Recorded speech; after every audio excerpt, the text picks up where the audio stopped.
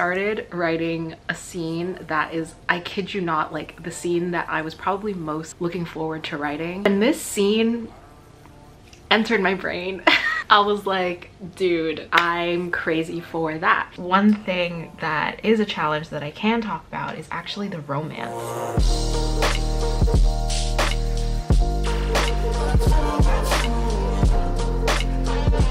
All right, hello, welcome back to my channel. The good news is that I was literally writing the same 3 chapters over and over for, I want to say like a month. I have more or less gotten over that hump.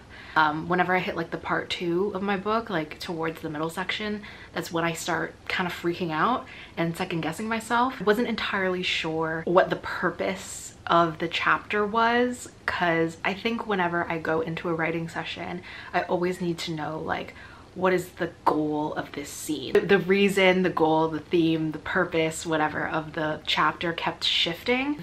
I was also having some issues with like how I wanted to depict a certain aspect of the world building. Essentially, the main character is a netrunner. If you're familiar with cyberpunk as a genre, netrunning and like cyberspace and all that, I believe those terms were coined by William Gibson, but of course those aspects of the cyberpunk genre have definitely been adapted across a lot of different media. But I still think that there's like, as far as literature goes, I think there's like an underrepresentation of cyberspace net running depictions, and I was having issues like figuring out, first of all, like visualizing how I feel like cyberspace would look in this world. So there was like a lot of like world building things that I hadn't thought too deeply about when I was outlining, but I've gotten through a lot of what I was struggling with. I'm in a better place than I was during the last like 3 weeks. I'm gonna take it as a win. I'm just trying to like find my passion for the story again. I did have like a good writing session the other day where I was like writing a scene. Oh my god, you guys. This is the other thing. I started writing a scene that is, I kid you not, like the scene that I was probably most looking forward to writing, like the minute that I started outlining this book. Like when, this is like 5 months ago when I was re-outlining, and this scene entered my brain. I was like, dude, it's crazy. Like, I'm crazy for that. I'm crazy for that. And I've just been like really looking forward to writing it. This book is in first person, by the way, which I haven't like written a book in first person like probably in years. And so the main character, and I guess a second main character, their relationship is so interesting to write, and this scene is a turning point, I think, in their relationship. And it's going to be one of the most pivotal scenes in the book, and it's something that is going to get referenced at the end of the book. I just know I have really high expectations for what I want this scene to look like and what I want it to feel like. So I think writing that kind of put me in a good mood, because it made me realize like, oh, I've really made progress on this book, and I finally got into a scene that truly just feels like it's like the reason that I'm writing this book, you know? Anyways, I know this chapter is gonna probably take me yet another month to write because of like how much pressure I'm putting on myself. But anyways, that's a later problem. What are the goals for this vlog? Try not to have a mental breakdown and try to have fun again writing this freaking book. Today is a very dreary, cloudy day. And on these days, I still try to like get ready, even if I'm not going anywhere, slow down and enjoy my day and my routine and not have to like worry so much about productivity and stuff like that, because I feel like that's when my writing gets worse. I don't know. Another thing that I do every single day, no matter how tired I am, even more than just like putting makeup on every day just to feel more awake, is I always try to put on jewelry. I used to avoid jewelry for the longest time. Obviously jewelry can be really expensive, and when I was younger, the only jewelry that I could really afford were ones that were cheaper and would tarnish really quickly. A few years ago though, I started shopping at Ana Luisa because they have such frequent promotions and sales, and the quality that you get at their price point has really been a game changer for me. You guys know that I have partnered with Ana Luisa in the past, and it was a very exciting opportunity to be able to work with them. Always really loved shopping their pieces. This year I will be partnering with them again. They've sent me this lovely box, fine with peace of mind. So I actually ordered 3 different pieces from them this month. So I got earrings, a necklace, and a ring this month. Oh my gosh,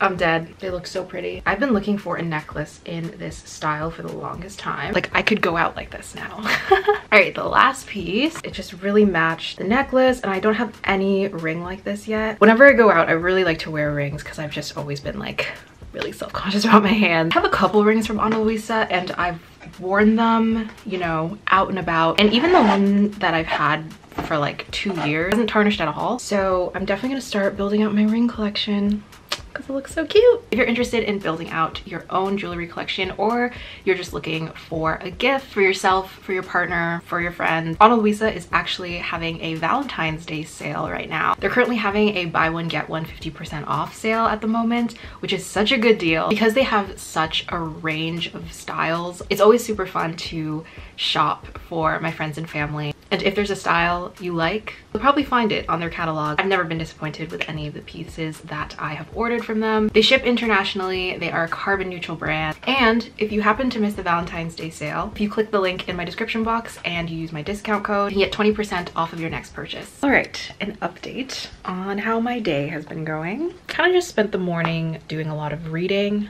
I read some more of Fitzgerald stuff, which I mentioned in my previous vlog that I am trying to read all of F. Scott Fitzgerald's works. And so part of that also entails reading an early manuscript of Gatsby, autograph, handwritten manuscript that are basically scans of his original notebook. For the past like month or 2, I've been like making my way through that, and I finally finished reading it this morning, and it was so interesting just to kind of like see a writer edit themselves in real time. It was very cool to read. I plan on doing a little bit of a reading of Idoru by William Gibson.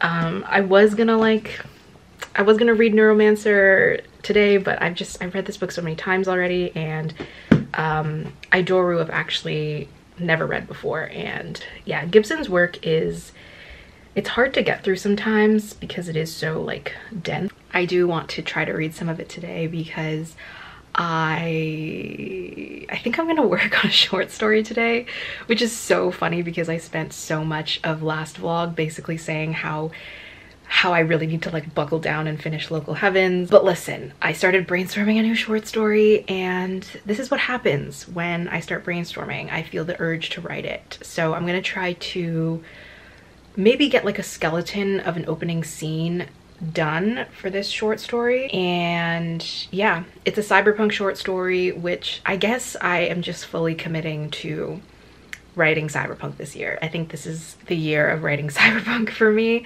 The last 2 years have been so much fantasy, and I'm feeling really good about where I'm at as a writer in terms of like really figuring out meditations and contributions I want to make to the cyberpunk genre. So, I also, part of my morning reading today was I was rereading Sway With Me Until We Bleed, which, if you don't know, is a short story that I wrote last year. It's gonna be published this year. Okay, the reason that I was rereading it was because I think the sort of character voice or the narrative voice of Sway With Me is going to be a lot closer to what I want my new short story to sound like, rather than Local Heavens. And the way that narrator talks, it's also in first person, the way that narrator talks is very particular. But with this new short story, I think it's going to be third person, and I have a lot of fun writing in third person. I enjoy it personally. Local Heavens is kind of an anomaly, the fact that it's in first person. So I was kind of trying to like remind myself what that character voice kind of feels like in Sway With Me, which is why I reread it this morning. And I think the other reason that I reread it is because I know that as soon as it's published, I probably won't read it ever again, or I won't read it for a very long time. That's just how it is when a finished product is finally out there. I just don't feel the urge to reread it because I feel like once it's out there, it's like I can never edit it ever again. So before it gets published, I'm trying to really like savor this feeling of the story being mine, because once it's out there, a part of it, you know, I kind of relinquish it. While the story is still unpublished and while it is still entirely my own, I think reading it is very special. I haven't reread Sway With Me in like 4 months. Rereading it again was very cathartic, and it's made me excited again for people to eventually meet this character, because kind of like, or not even kind of, she definitely is a prototype character for a side character in Local Heavens. Like, the reason that I wrote Sway With Me in the first place was because I had this idea of what I wanted a prominent side character in Local Heavens to be. Like, I had this idea of like what I wanted her occupation to be, and some of the internal struggles that she's having. I thought that her story was so interesting to the point where I thought that it could be explored in some way, shape, or form in a short story, which is why I ended up writing Sway With Me. They're not the same character, like the worlds are different and the characters are different and stuff, but they follow kind of the same sort of internal journey in a way. There's some overlap. Now that it's the afternoon, I'm going to try to make some progress on my new short story. This is what I'm going to share about my new short story. If you follow me on Twitter, I recently put out this tweet saying that I started watching Hunter x Hunter for a couple of reasons. The first reason being that I'm a big fan of shonen anime, and I feel like Hunter x Hunter, having not seen it yet, I felt like it was a gap in my knowledge as a shonen anime scholar. The second reason that I started watching it is because the internet is very obsessed with this clown man, and I wanted to know why y'all are obsessed with him. I'm now 60 episodes in. As I was watching Hunter x Hunter with my brother, we got to an episode where there's a baddie in the show who has an ability called Indoor Fish, and I thought that the visual of that ability was so cool that I started my brain just went haywire. Now we're here. Now we're here brainstorming a short story. Obviously Hunter x Hunter is fantasy, and the short story has like nothing to do with Hunter x Hunter in the slightest. As like a cyberpunk idea, I started getting some ideas for like how to like use this visual in a cyberpunk setting. There's also this, like, if you guys have ever played the game Cyberpunk 2077, in, I think, what part of the map is it? In Corpo Plaza, I think it is. There's like the koi fish, and I thought that visual was really cool. Anyways, I started getting obsessed with like fish. Now there's a short story that needs to be written. But yeah, this short story that I'm writing is called The Fish Can't Leave, and the whole, I don't want to say it's an outline. I don't really outline short stories, but I wrote down characters that I have, the ideas for the world, and the key events. So I have like a list of key events. It's not a full outline, but I think it's enough for me to start writing because I know exactly how I want it to end. I know what I want all the characters to be, and the goal is to try to write it all in less than 5,000 words. We'll see how it turns out though.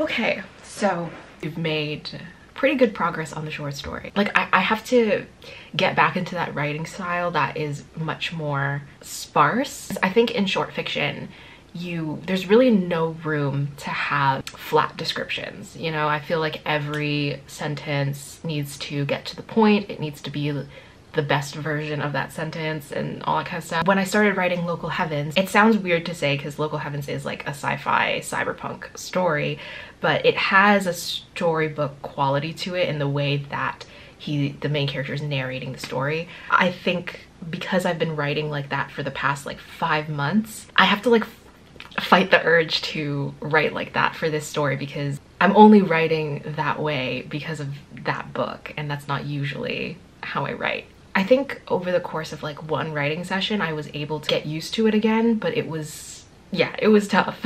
That is the update on the fish story. About 800 words right now. I try to always like challenge myself to stick to around like 5,000 words for a speculative short story. The reason that I kind of like try to, as much as possible, put that limit on myself as I'm writing is because I want to really hone that skill of like how to tell a good, concise story, because if you have enough words, you can eventually make the point you want to make. The true challenge, and this is why I always struggle with flash fiction as well. True challenge is, how do you tell a good story when you have like a much more reduced word count? So if you guys have any tips or advice on how you approach short stories, and if you know how to write a solid short story in like less than 10,000 words, leave your tips down below. Because yeah, I have no self-control. It's why I tend to overwrite. I've done it before, like obviously I've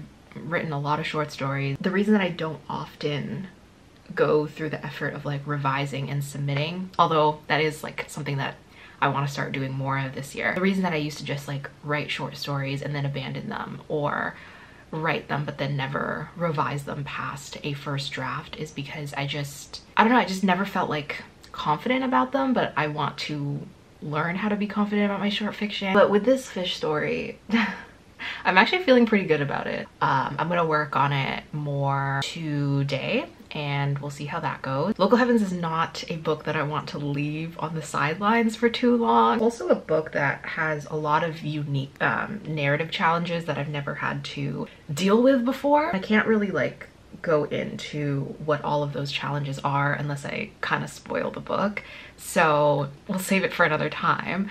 But one thing that is a challenge that I can talk about is actually the romance. Yeah, so the romance in Local Heavens is can you see me like giggling like a child? Yeah, it's funny. It's so funny.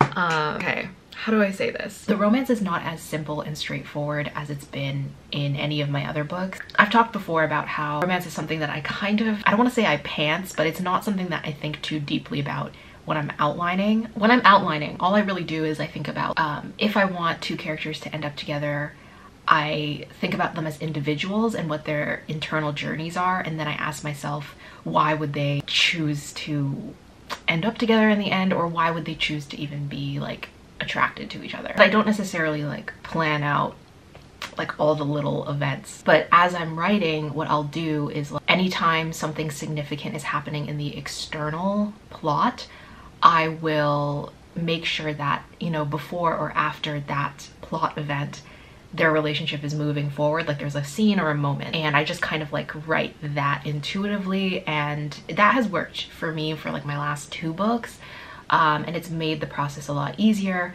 But that framework doesn't really work for these characters in Local Heaven. The first reason that this book is harder than the others, kind of a love triangle, like, oh my god, I don't really like using that phrase because I know how much people hate love triangles. Unfortunately, it kind of is a love triangle by definition, in that there's a main character and then there's two prominent characters that he's attracted to in the story, I guess. I think some of the hostility that people have for love triangles has kind of stemmed from the fact that like people don't like it when there's just like another person that's like there for no reason. It is annoying, I get it. I don't like love triangles either. However, it is necessary for this story. The romance as it relates to the main character is not necessarily significant to like the external events of the plot, blah blah, but the main character, he meets a character at the start of the story that he's immediately attracted to, and then a little later on in the story he meets another character that he, I guess, doesn't realize he's attracted to or doesn't want to be attracted to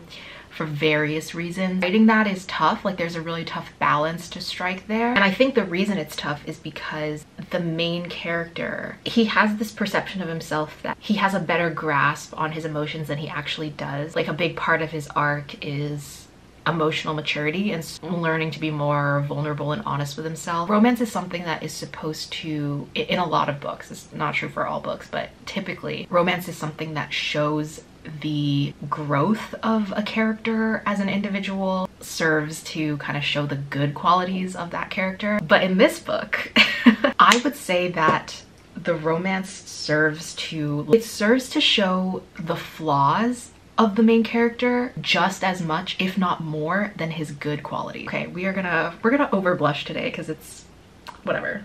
Because this main character like doesn't actually know what he wants out of like relationships until, you know, the very end when he hopefully matures. A lot of the kind of romance in this first part of the book, it really serves to highlight his flaws and lack of, I don't want to say confidence, but like definitely something related to his like sense of self. But my hope is that, like, you know, in the wider scheme of things, a reader would go into this story and not care so much about like who is this character gonna end up with or whatever, and more like how is this character going to mature as a person, as a human being. Like, what does he learn about himself and the world? So yeah, that's how I feel about the romance right now. Yeah, it's not a huge part of the book, but I just get like really hyper focused on like stuff like this when it comes to like these really minute internal character beats, because I care a lot about how the main character is going to be perceived, I guess, by readers. I think I've said this before, but he's very mild-mannered. He's a very like nice person, but when it all comes down to it, is he going to be a character that you're really going to sympathize with, that you're gonna care about, I guess, as a reader? Because the other thing is that he's definitely passive. He spends like, I would say, a good part of the book as a passive person. Sense of being passive is definitely going to be challenged by other characters and by his circumstances, where he's going to be like thrust into the position of basically having to have an opinion and like make choices on things or whatever. But you know, every time we talk about writing craft, we always talk about those like very like action oriented main characters, and this guy is not like that. I have to make sure that like there's enough forward momentum with his character that you would still like care, you know, about what's gonna happen to him and all that stuff. Which I guess like that is kind of the function of the frame story at this point. Start the book and show you where he is in present day and be like, what the frick is happening? That was my whole little rant about that, but that's where I'm at with Local Heavens right now. All right.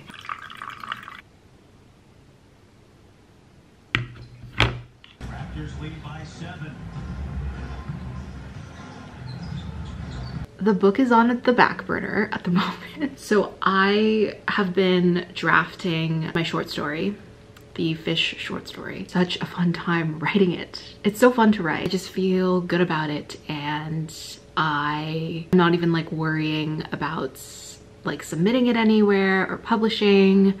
Like, I probably will eventually submit it somewhere, but I'm not feeling like the pressure of it because I'm just having a good time writing it. Yeah, updating on Local Heavens, how's the book going? I was taking a break from writing my short story, so I went back to writing the book, and it was fine. Like, I didn't do too much writing on it. I did read over the most recent chapter that I had written before I like took a break. And I had one of those moments where I was like reading over a scene that was like giving me so much grief, and as I was like reading over it, having not read it over in several days, I was like, oh, it's actually fine. Like, it's actually way better than I thought it was, which is a good thing. I am happy that like reading it over after not reading it for a while is getting me excited to go back to it, basically. I will do some writing for the next like 30-ish minutes. I'm going to see my friend Celine today, which I'm really, really excited about. Say hi.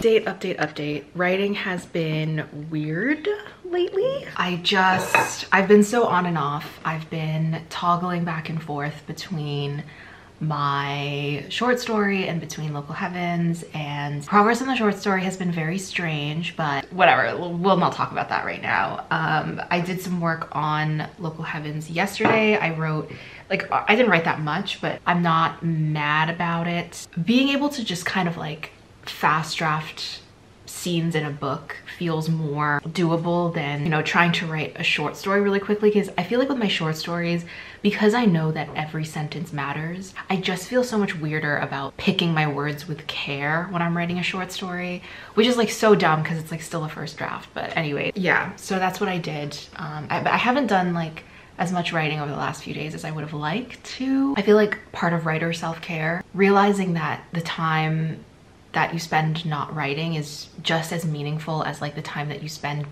being productive, I basically was like feeling guilty about not writing. It was a Sunday and I just felt like I had to be productive, I had to write, and I felt like because the words weren't flowing so well, I felt guilty about the fact that I just wasn't making the progress that I wanted to. And when I got really like tired, and every time I would take a break to even just do chores, or every time I like felt the inclination to just like read or just like play video games for a bit, I would like stop myself and be like, oh, you haven't earned it. You haven't earned the right to relax. I feel like when I'm hanging out with my friends, it's like the only time that I'm genuinely not thinking about my writing.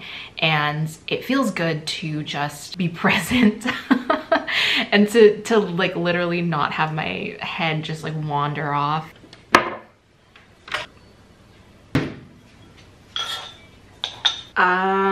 Fish story is on pause right now. Today I actually decided to write a little bit of Local Heavens again, mostly because I kind of missed it.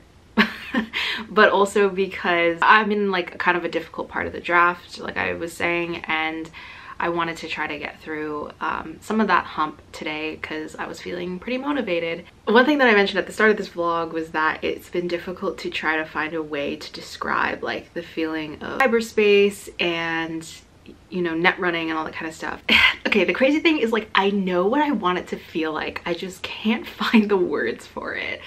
And one of the scenes that I'm writing right now is essentially like the main character has been like, yeah, induced into this kind of half-conscious state. And so he's doing something plot related, and he's like talking to one of the other main characters, trying to describe this sense of like half lucidness. And so it's a literal out-of-body experience because the main character feels right now like he doesn't have a body. Trying to describe that, very difficult. I haven't had a ton of practice with it, and I'm still trying to like find a way to describe it in a way that feels like really engaging, but not so, I don't want it to feel like a dream sequence. It's not really a dream sequence, but it kind of is at the same time. And I know that dream sequences can get a little bit boring for a reader if there is nothing that's really like grounding the scene in anything concrete. So yeah, that's like the struggles that I'm having right now, is like finding the right way to describe, I guess, cyberspace. It's kind of like a version of like what a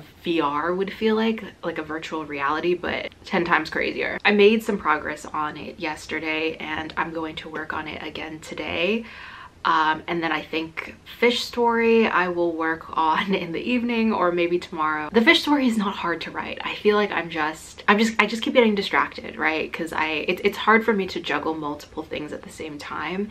So I just need to buckle down and really work on it. I'll either have like another vlog up for that short story. I've also started making some YouTube shorts now, so if it were up to me, I wouldn't necessarily be using YouTube shorts, but YouTube really said use YouTube shorts or else we're gonna bury your videos in the algorithm. It's fine. It's not that I don't enjoy making those types of videos, but it is like an extra thing. Is now part of the YouTube content process. I've already posted like a few recently, so I think I'll use it to like do little like bite-sized updates or just little like, you know, this is the progress that I'm at right now. They are kind of nice in that way because it takes me like, I don't know, 30 minutes to put one up, and that's way faster than getting a vlog up. Keep an eye out for that if you're interested on what's going on with the fish story. I do plan on submitting it at some point this year. I don't know what magazines yet, but that will be a later problem. But yeah, that is pretty much the end of this vlog. I feel a lot better about my writing in the last few weeks for this vlog than I did in my last vlog. Thank you to everyone who was very encouraging. We're gonna get back to writing now. Thank you so much to Annalisa for partnering me on this video. And once again, if you're interested, definitely check out their buy one get one 50% off sale. And if you missed the sale, you can use my code in the description box. Get 20% off your next purchase. Thank you for watching this video. I hope all of your writing projects are going well, and I'll see you guys in the next one. Feel a mile high when you're on my side, high up in the sky, cruising